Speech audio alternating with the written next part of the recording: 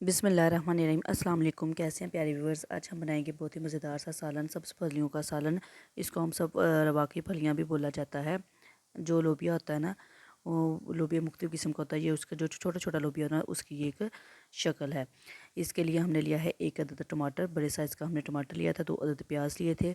3 सब्ज़ मिर्चें हमने जो थी ना साबुत रहने दी थी, वो सालन में बाद में डालने के लिए। और 2 या 3 अदद आप छोटी छोटी काट लेंगे।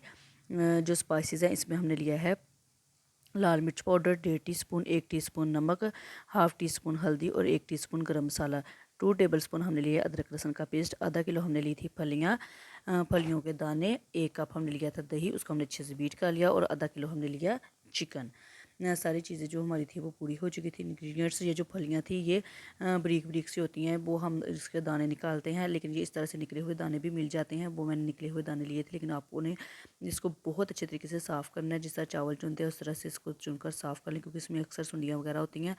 और धो के अपनी तसल्ली करके इसको साफ़ करें। हमने एक कढ़ाई लिया, उसमें आपने कुकिंग ऑयल या घी डालना है।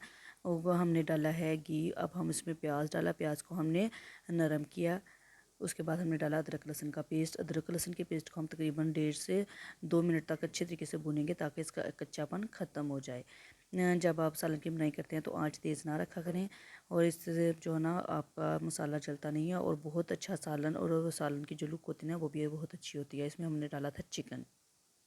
चिकन को डालने के बाद हमने 3 से 4 मिनट तक इसकी अच्छे से बुनाई करनी है, जहाँ तक कि जो चिकन का कलर है वो बिल्कुल चेंज हो जाएगा। अब हमने डाला है इसमें अपने जो स्पाइसेस थे वो डाले थे जब इसका कलर चेंज हो गया था। लाल मिर्च, नमक, हल्दी आप अपने टेस्ट के लिहाज से भी डाल सकते हैं, और गरम मसाला।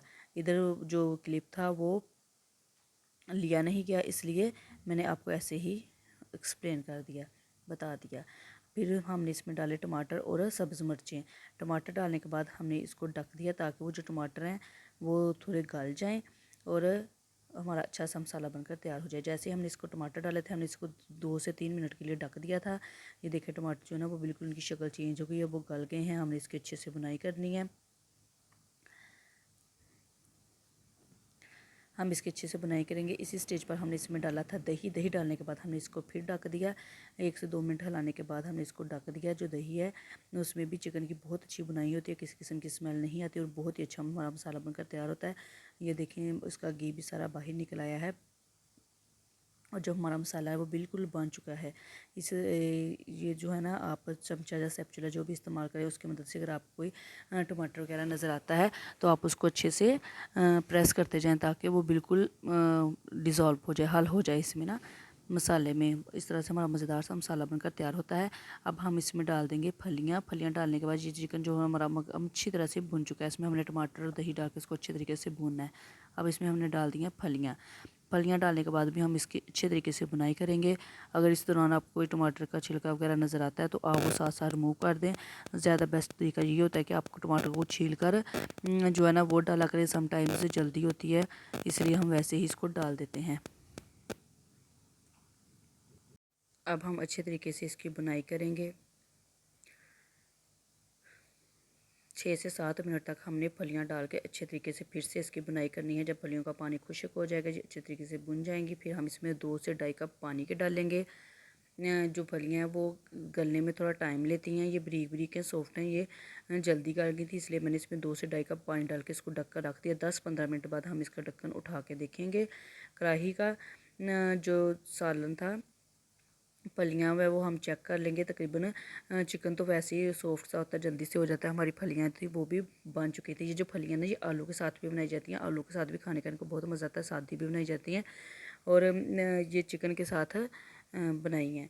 ये सालन जो था वो बिल्कुल डन हो चुका था। उसको हमने थोड़ी सी देर के लिए और भुना। जो रहा उसका पानी था वो भी खुश्क हो गया, और हमारा सालन बिल्कुल बनकर तैयार हो गया है।